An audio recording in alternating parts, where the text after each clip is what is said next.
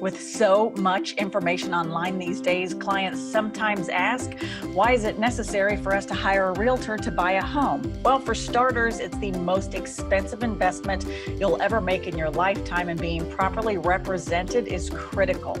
So, what's an agent going to do for you? Well, sit back as I explain why it's necessary to hire a realtor now.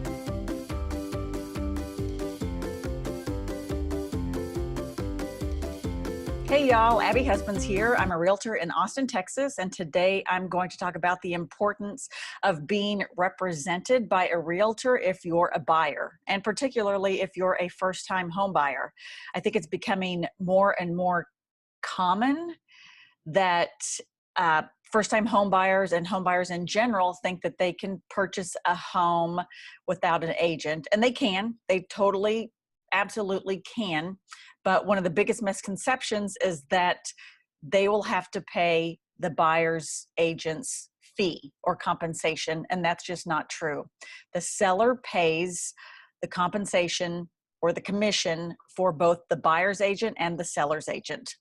Another misconception is that that buyer will then get the cash that would have been paid to the buyer's agent gifted to them, and that's not true either. That seller's agent gets that compensation. Well, the seller's broker gets that compensation. The buyer does not.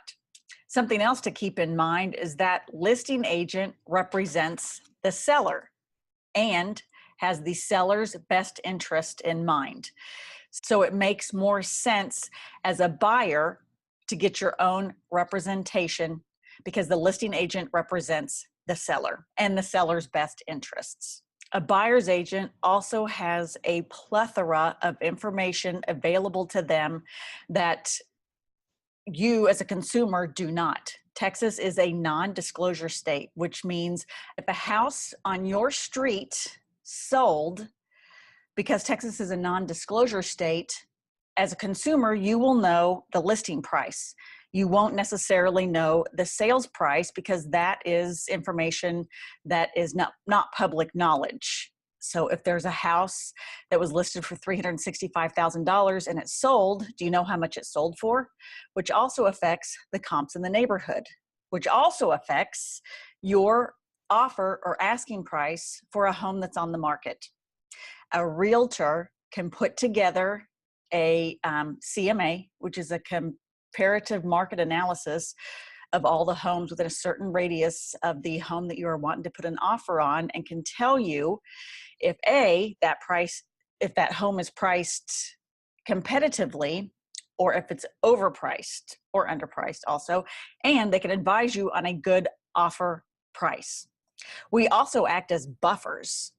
There are times, and I know this might sound crazy, that there are very difficult agents to work with. There have been many times that I have worked with other agents that are very challenging, but my clients never know it. I absorb all of the stress for them. I do all of the negotiating behind the scenes. Sometimes we go back and forth for 4 and 5 days, but multiple emails, multiple phone calls going back and forth, but my clients never know it. We also have a huge network that we're dealing with. I have other agents that have pocket listings and off MLS listings that I can pull from. I have handyman, carpet installers, flooring, painters, tile setters at my fingertips so that I can call them on a moment's notice. If we're in the option period, the inspection report came back and you need A, B, and C fixed, and you need a price or an estimate or someone to do it. If you're the seller, someone to do it prior to closing. So we have huge networks that we deal with that we can refer to you, so you don't have to spend your time on Angie's List or Nextdoor trying to hunt down someone to give you an estimate for repairs. So my advice to you is hire a realtor, someone to represent you on the purchase of your home, but also do your due diligence. I was a general contractor and remodeled homes for 11 years, and it was not uncommon for a homeowner to interview multiple contractors. So I'm just floored that when it comes to realtors and real estate agents, people typically go with the first one that they find. Not that that's necessarily a bad thing, but just do your research. The best way to find an agent is to ask your friends and family.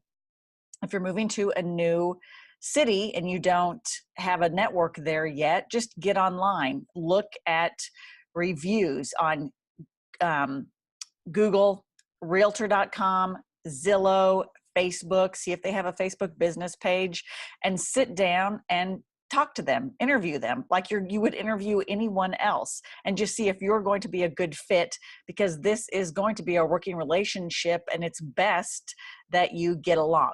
So thanks so much for watching. I hope you found this informative. If you did, please give me a big thumbs up, subscribe to my channel, and share this with your family and friends.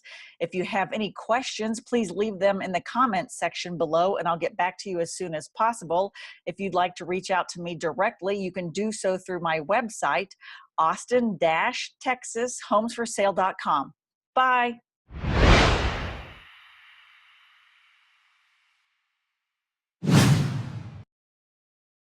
Sold for.